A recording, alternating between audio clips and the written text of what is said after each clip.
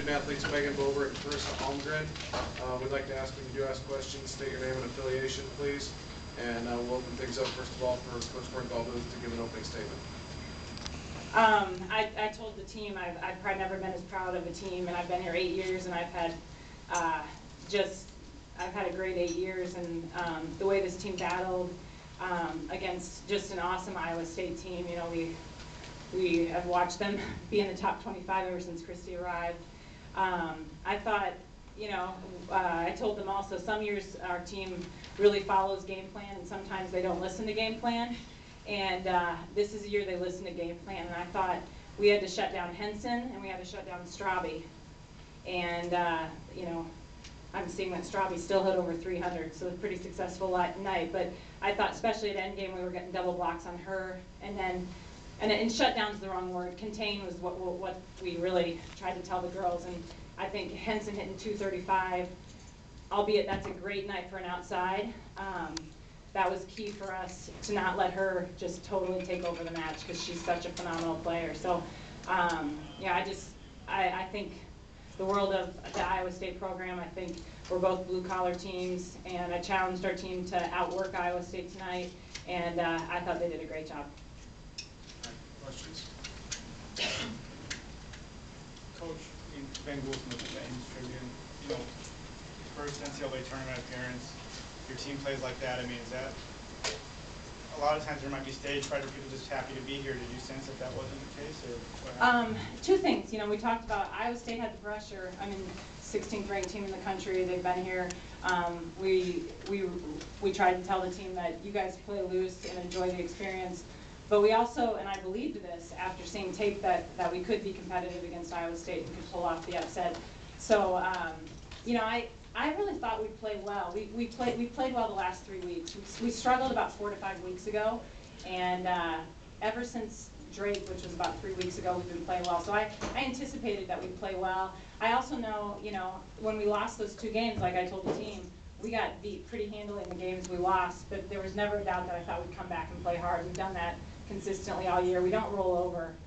So I knew they'd play hard. They'd play hard even after getting shellacked in a couple games. We did.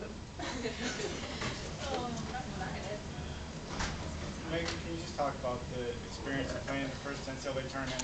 How did you view it? You know, you never played in, you know, like this big of a match before. Well, like she said before, we came in and we didn't want to have the just feeling of we just want to be here. We're glad to be the first team to ever do it. So we started in practice this week knowing that we have a goal to come out Friday night and win this match. And it was a great experience to come out here, never a Creighton team being here in the NCAA tournament, but we knew that it was more than just about that we had to come out here and get focused, and we're still playing volleyball.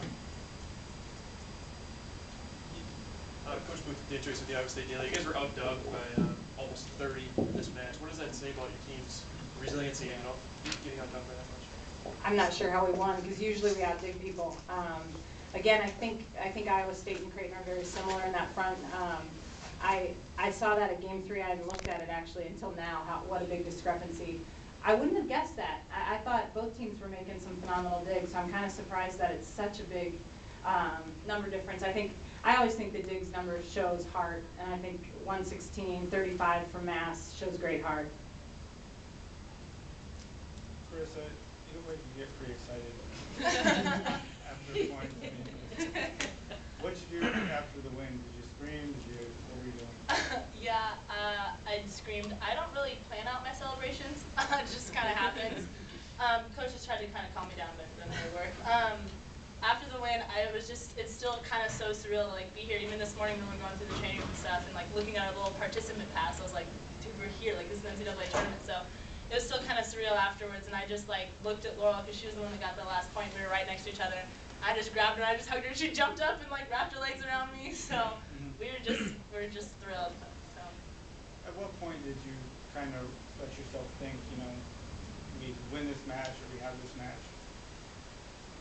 I felt it on Sunday when they announced that we were going to be playing Iowa State this Friday in the selection show. But we were coming in and then we won that first game really close. We felt pretty confident, you know, and it was like 9-4 and then it got to be like 24-21 or whatever, and I was like, okay, well maybe I need to rethink this a little bit, but I never lost faith throughout the whole thing. It was frustrating in the games we lost, especially game 4. I know we wanted to cinch that one, but honestly, throughout the entire time, as we were going into 5th game, I knew there's no way we were going to lose this game. They're a great team, but there was no way we were going to lose it tonight.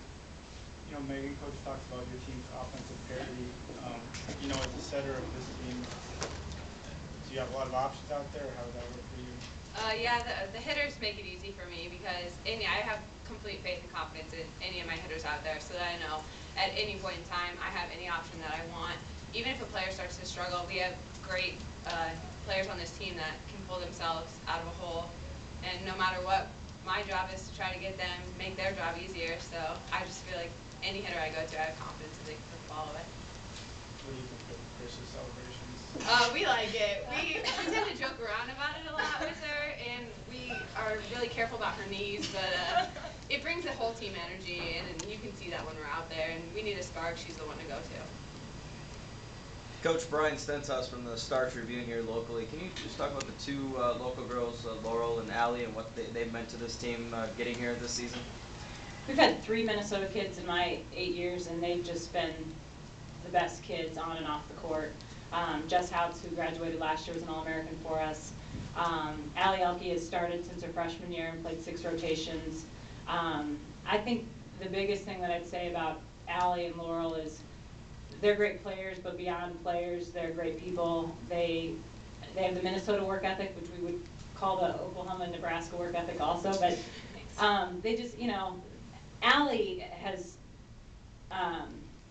you know, she was a kid that was scared to death to go to college. I didn't know if she'd make it through the first month because she was so scared. But she has just been she's an on-court leader, she's an off-court leader, she leads by example, she's high character.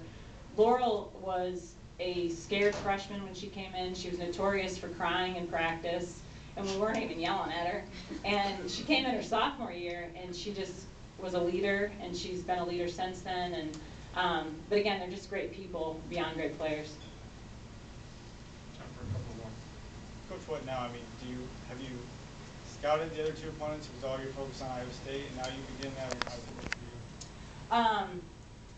No disrespect to North Dakota State, because obviously they're a very good team. We watched a little bit of Minnesota. My assistant has. I haven't watched. I've watched maybe a half a game of Minnesota. She did some scouting on Minnesota. You know, the fortunate situation we're in is we get to go watch this match too. We've had some league teams, Northern Iowa in particular, play Minnesota this year. And I really don't know much about North Dakota State. Haven't played them in a couple of years, so that'll be our first taste of them. And we have some tape, so we'll go back and watch that tonight. You know, our primary focus, I would say 90% of our focus this week was on Iowa State. Obviously, we knew we were playing a great opponent. We did put a little time into Minnesota. One more? And Karisa, your knees, I mean, have you had problems with your knees or what? Yeah, I came in as a freshman. I'd already had knee surgery on both my knees. It's just God's way of building me, I guess. I just kind of had chronic knee problems, but I've been able to get through. We've got great physicians, and our trainer's fabulous, and they take great care of us. So they're getting through, and you know, everyone blames my knee problems on like the stomping and the celebrations, but I'm fine with that. I'll get through it. It'll be fine. It's not going to stop. So. All right, ladies, thank you. Thank you. Congratulations for tomorrow night.